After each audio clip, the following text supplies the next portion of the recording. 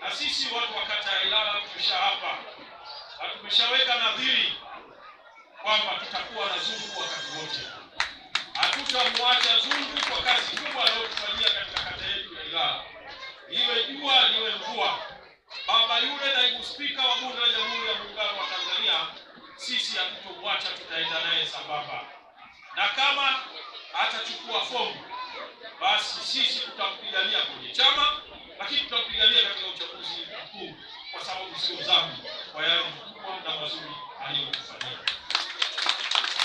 Lakini Dr. Samia Suluhu Hassan, Chama cha Mapinduzi kimeshamteua kuwa mgombea, na hili limekuwa ikizungumza wazi dhahiri shahidi. Kwanza kupitia mkutano wetu wa wananchi tuliofanya katika viwanja vya Otu pale Amana, mimi kama diwani kwa kushirikiana na kamati ya maendeleo yangu ya kata tulishamchangia fomu shilingi milioni 1 kuonyesha tunaweza kuunga mkono pesa.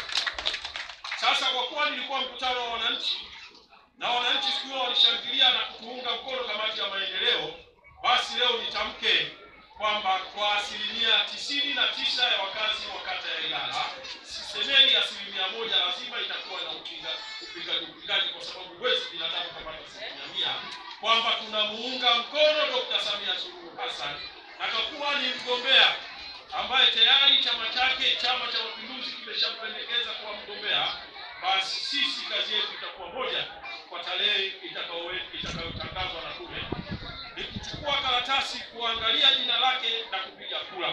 Tafsiri fupi, tunachukua, tunaweka Ilala oye!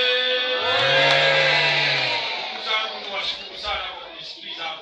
Mungu ibariki Tanzania, Mungu ibariki kata ya Ilala, Mungu awabariki wazazi, wanafunzi na walimu wa shule hii ya Mzizima.